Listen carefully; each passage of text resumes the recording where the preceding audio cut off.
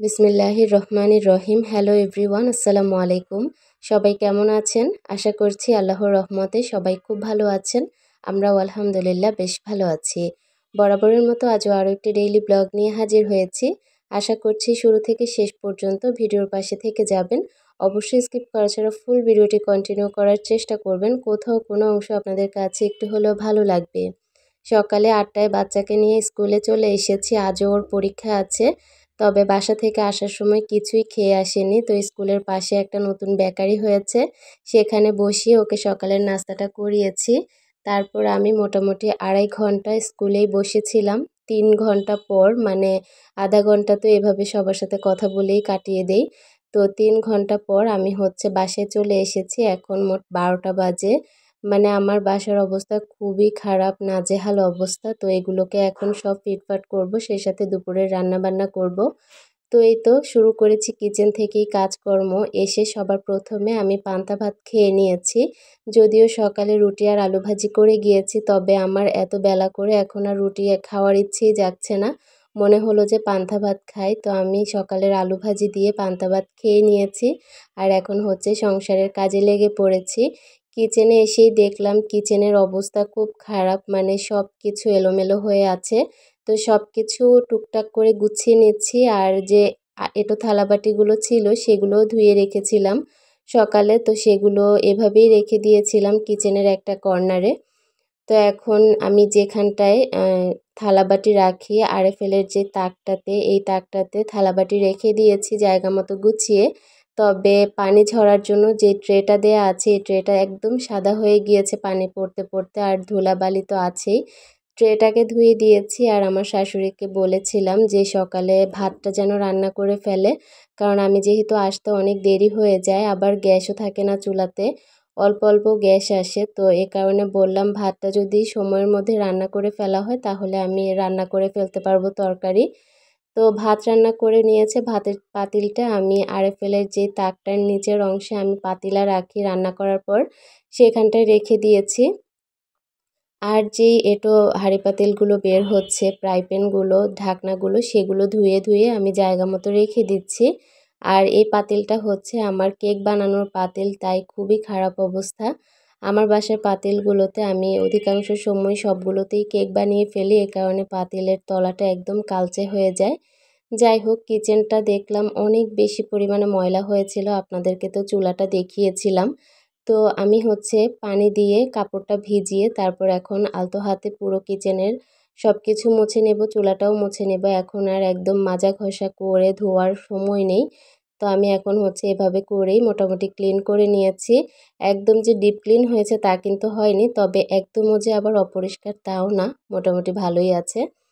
তো আমি স্কুল থেকে আসার পর কিভাবে আমার সংসারের সমস্ত কাজগুলো করে থাকি সেটাই আজকে আপনাদের সাথে শেয়ার করব।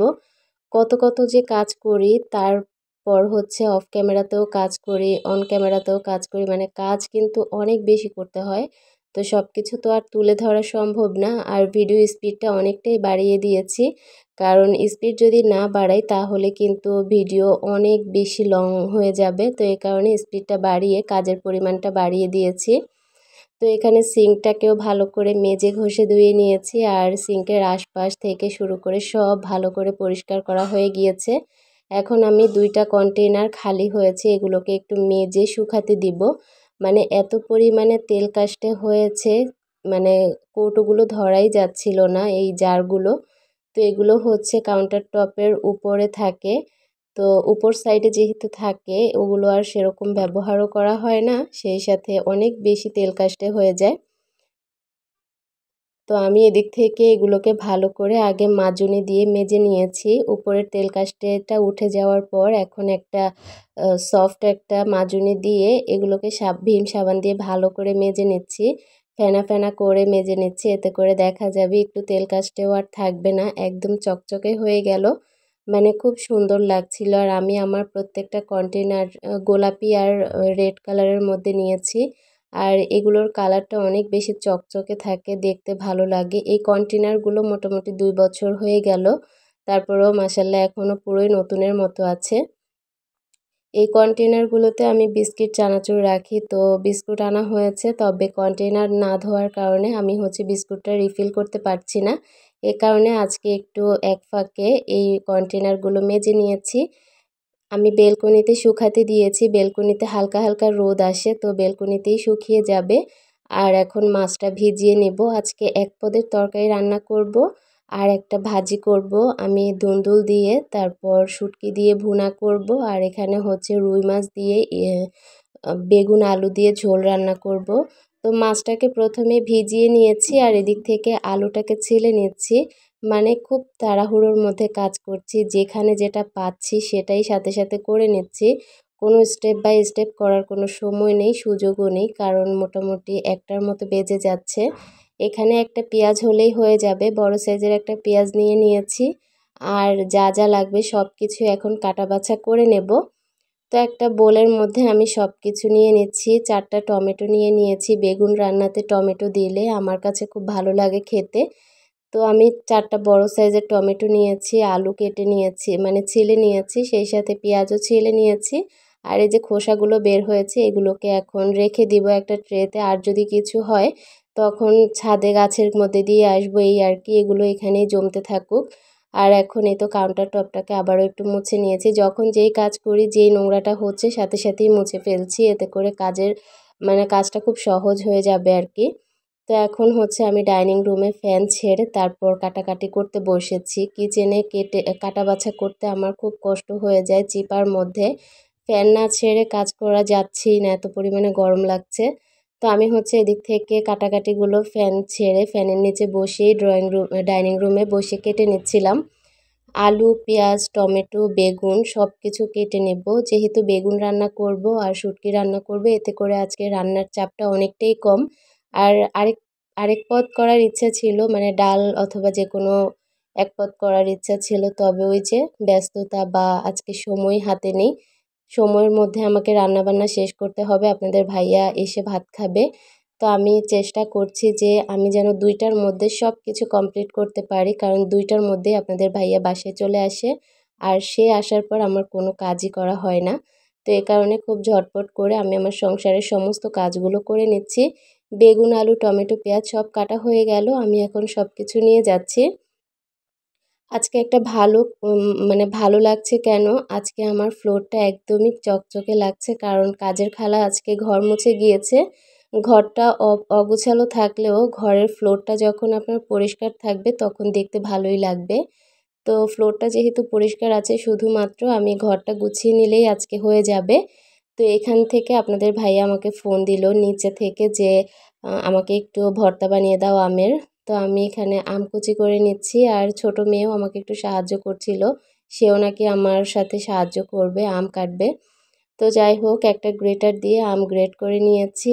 আর এখন মরিচ, তারপর বিট লবণ, হালকা পরিমাণে চিনি, সেই সাথে স্বাদ মতো লবণ দিয়ে আমি ভালো করে ভর্তাটা তৈরি করে নিচ্ছি। আমিও একটু খেয়ে নিয়েছি, এত মজার হয়েছিল খেতে। তো এটা এখন একটা ছোট বাটিতে করে আপনাদের ভাইয়াকে দিয়ে আসব।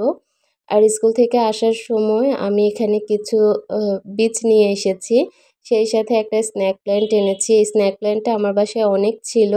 এখন যেটা আছে ওইটা পুরোটাই গ্রিন কালার, তবে এটা এই যে ইয়েলো কালার আছে একটু, এটা আমার বাসায় নেই। তো এটা একজন থেকে নিয়ে এসেছি।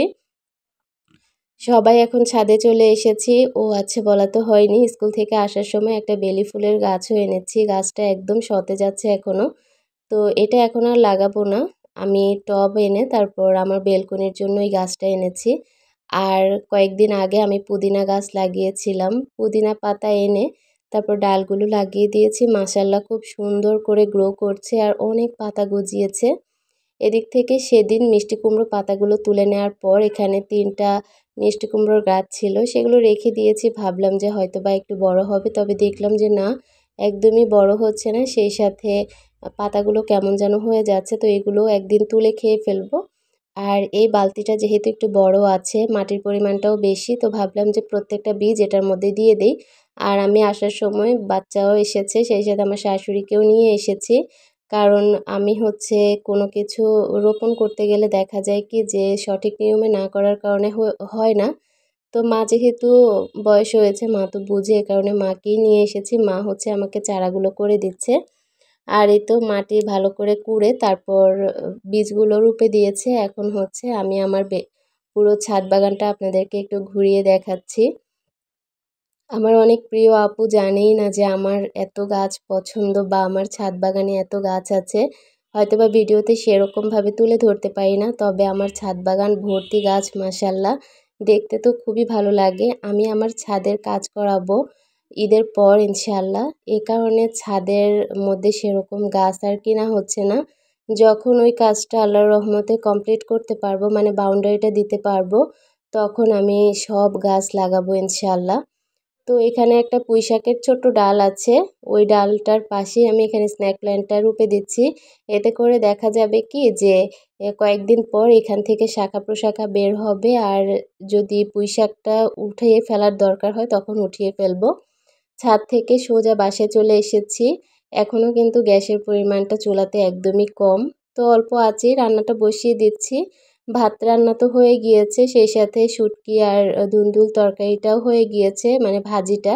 এখন শুধুমাত্র এই রান্নাটা করে নিলেই হয়ে যাবে। ভিডিও করতে করতে আজকে মহা বিপদে পড়ে গিয়েছি। মানে এই যে রান্না বসিয়েছি, আমি চিনি দিয়ে দিয়েছি লবণের পরিবর্তে।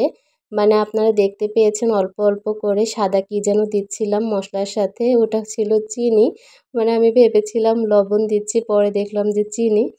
তো তখনও বুঝতে পারিনি, যখন তরকারিটা হয়ে যাওয়ার পর লবণ ছাকতে এসেছি তখন দেখলাম যে লবণ আজকে দেইনি তরকারির মধ্যে। তো মশলাটা কষাতে রেখে এসেছি চুলার উপরে। গ্যাস তো অল্প অল্প আছে, এদিক থেকে অন্যান্য অনেক কাজ করে ফেলতে পারবো। তো রান্নাটা হতে থাক, আমি এদিক থেকে বেলকনিতে চলে এসেছি। অনেকগুলো কাপড় জমে আছে। কাপড়গুলো যদিও আমি গতকালকের ভিডিওতে আপনাদেরকে দেখিয়েছি, আমি গোসল করে কাপড় ধুয়ে বের হয়েছি। তবে কাপড় তো আর শুকাতে দেওয়ার কথা আমার মনেই ছিল না, বেলকনিতে যেভাবে রেখে দিয়েছি সেভাবেই পড়েছিল। তো এখন হচ্ছে বেলকনিতে প্রত্যেকটা কাপড় টান টান করে মেলে দিয়েছি। আর বাচ্চারা খেলার জিনিস পুরো বেলকনি ভর্তি করে ফেলেছে, তো আমি হচ্ছে এগুলোকে এখন জায়গা মতো গুছিয়ে নিচ্ছি। এই যে একটা চেয়ার, একটা বালতির মধ্যে আমি অনেকগুলো খেলনা রাখছি, এগুলো আমি গুছিয়ে আমার বেডরুমের একটা কর্নারে রেখে দিয়েছি। ওরা বেলকনি একদম নষ্ট করে ফেলে। ওদের পড়ার যে ছোট্ট টেবিলটা আছে ওইটা আমি খাটের পিছন দিয়ে রেখে দিয়েছি। এদিক থেকে খাটটাও তো একদম টান টান করে গুছানো নেই, খাটটা অল্প পরিমাণে গুছানো ছিল, মানে এটা আমার চোখের শান্তি আসছে না। তো আমি বিছানা চাদরটাকে তুলে তারপর পুরো খাটটাকে ভালো করে টান টান করে গুছিয়ে নিচ্ছি। এই বিছানা চাদরটা অনেক আগের, চাদরটা কিন্তু এমনি ছিঁড়েনি, তবে রং একদম নষ্ট হয়ে গিয়েছে। তো আমি ভাবলাম যেহেতু বাচ্চাদের ঘর আর কয়েকটা দিন বিছাই, তারপরে উঠিয়ে একবারে মানে এটা মানে পুরোটাই ফেলে দিব, মানে এটার কোনো প্রয়োজনই নেই। এ কারণে ভাবছি যে আর কয়েকটা দিন বিছিয়ে তারপর নতুন চাদর আবারও নামিয়ে বিছানো শুরু করব। তো এই তো খাটটাকে টান টান করে বিছিয়ে নিচ্ছি, তারপর বালিশগুলোকে এখন জায়গা মতো রেখে দিব। খাটের এই চাদরটা কিন্তু অনেক সুন্দর ব্লু কালার ছিল, তবে এখন কালার নষ্ট হয়ে যাওয়ার কারণে সেরকম একটা ভালো লাগে না। একটা সময় চাদরটা আমার উঠানো চাদর ছিল, খুব সুন্দর। খাটটা গুছিয়ে আমি হচ্ছে তরকারিটা নাড়া দিয়ে এসেছি, মানে দেখতে পাচ্ছেন একদমই কিন্তু সেরকম কোনো বলকই আসেনি, কারণ গ্যাসের পরিমাণটা চুলাতে অনেকটাই কম। তরকারিটা নাড়া দিয়ে আমি আবারও বেডরুমে চলে এসেছি। এদিক থেকে প্রত্যেকটা জিনিস ভালো করে গুছিয়ে নিচ্ছি টান টান করে। আপনাদের ভাইয়াও আমি যদি ঘর গুছাই সে অনেক পছন্দ করে, এলোমেলো জিনিস সেও একদম দেখতে পারে না। আর আমি তো কখনোই এলোমেলো জায়গায় থাকতে পারি না, এটা আমার একটা ছুঁচি বায়ু। যাই হোক, আমি সব কিছু বেডরুমের ভালো করে গুছিয়ে নিচ্ছি। ড্রেসিং টেবিল, ওয়ারড্রব, সেই সাথে ছোট টেবিল, মোড়া, সব জায়গাগুলো ভালো করে আমি টান টান করে গুছিয়ে এখন শলার ঝাড়ু দিয়ে সব ভালো করে ঝেড়ে নিচ্ছি। এখন মোটামুটি বেডরুমটা পুরোটাই গুছানো হয়ে গিয়েছে। আমি এখন ড্রয়িং রুমে চলে এসেছি। ডাইনিং রুমটা অফ ক্যামেরাতে গুছিয়ে নিয়েছি, এখন ড্রয়িং রুমটা গুছিয়ে নিলেই হয়ে যাবে। সব কিছু টুকটাক গুছানোই আছে, তারপরে ওই যে একটা যে আছে টিপটপ করে গুছানো সেটা আর নাই। আর আমি স্কুল থেকে আসার পর বাচ্চার স্কুলের যেই মানে বোর্ড, সেই সাথে ফাইল, তারপরেই তো জামা কাপড় সব এভাবে করে স্কুল ড্রেসটা ফেলে রেখেছে। তো এগুলোকে আমি একসাথে করেই রেখে দিচ্ছি, যেহেতু আবার একদিন পরে পরীক্ষা। তো এ কারণে এগুলো এভাবে রেখে দিয়েছি, হয়তো বা এগুলো ধুয়েও ফেলতে পারি। তো এখন সোফাটা মানে কাপড় চোপড় সরিয়ে সোফাটা পরিষ্কার করে এখন ঝেড়ে নিচ্ছি। আর প্রত্যেকটা কোষণ সরিয়ে পুরোটা সোফা ভালো করে ঝেড়ে নিচ্ছি। বাচ্চারা যখন নাস্তা করতে বসে তখন কিন্তু পুরোটা সোফার রুম একদম নষ্ট করে ফেলে, মানে কি যে করে বলে বোঝাতে পারবো না। আর যেহেতু টিভি দেখে ওরা বেশিরভাগ সময় এখানটাতে বসেই নাস্তা করে, মানে এই যে এই দুইটা সোফাই মানে ওদের নাস্তা করার সোফা বলেন, টিভি দেখার সোফা, সব কিছু এখানটাতেই করে। তো এই তো কুশনগুলো সরিয়ে আমি সোফাটা ভালো করে ঝেড়ে নিয়েছি টান টান করে। এখন এই সেন্টার টেবিলটাকে আমি ভালো করে একটু টান টান করে গুছিয়ে নিয়েছি। আর এই তো সিটিং এরিয়াটা এখন গুছিয়ে নেব। প্রত্যেকটা বালিশ কোষণ নিয়ে একটা কর্নারে স্তূপ করেছে। তো এগুলোকে আমি তুলে তারপরে এখন পুরোটা বেড ভালো করে ঝেড়ে নিচ্ছি। এই জায়গাতে ছোট্ট একটা ডিভান টাইপের একটা খাট আনবো। সুন্দর একটা খাট আনার ইচ্ছে আছে। তো দেখি কখন আনতে পারি বা কী করতে পারি। তো আমার বাসাটা যেহেতু কাজের খালা এসে মুছে দিয়ে গিয়েছে, এ কারণে কিন্তু সেরকম ধুলাবালি নেই। তবে এই রুমটাতে যেহেতু ওরা নাস্তা করেছে, এই রুমটায় একটু ধুলাবালি আছে। তো এই রুমটা শুধুমাত্র একটু ঝাড়ু দিয়ে নেব, আর সব রুম মোটামুটি পরিষ্কারই আছে। তো রুমটা ঝাড়ু দিয়ে ময়লাটা ফেলে তারপর আমি হচ্ছে রান্নাটা করে নেব। এখনও তো রান্না শেষই করতে পারিনি, তবে রান্নাটা করতে করতে কিন্তু আমার অনেক কাজ হয়ে গিয়েছে। আর 2টার মধ্যে কিন্তু আমার রান্না বান্না ঘরের কাজ সব কমপ্লিট হয়ে গিয়েছে। আজকে আমি তাড়াহুড়োর কারণে মাছটা কষিয়ে তারপর রান্না করছি বেগুন তরকারি। তবে খেতে কিন্তু খারাপ হয়নি, টমেটো যেহেতু বেশি পরিমাণে দিয়েছি ভালোই লেগেছে। তবে আমাদের বাসায় সবাই ভাজা মাছ দিয়ে তরকারি খেতেই পছন্দ করে। একদিকে গ্যাসের পরিমাণ কম, মাছ ভাজতে গেলে কড়া গ্যাসে মাছ ভাজলে ভালো লাগে।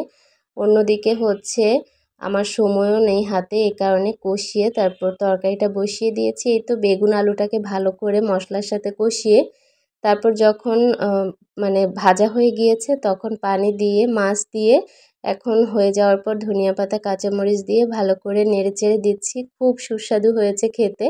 এখন লবণটা ছেঁকেই দেখেছি যে লবণ দেইনি, তো এখন লবণ দিয়ে আরও অনেকক্ষণ জাল করে নেব। আজকের ভিডিওর একদম শেষ প্রান্তে চলে এসেছি। সবাই ভালো থাকবেন।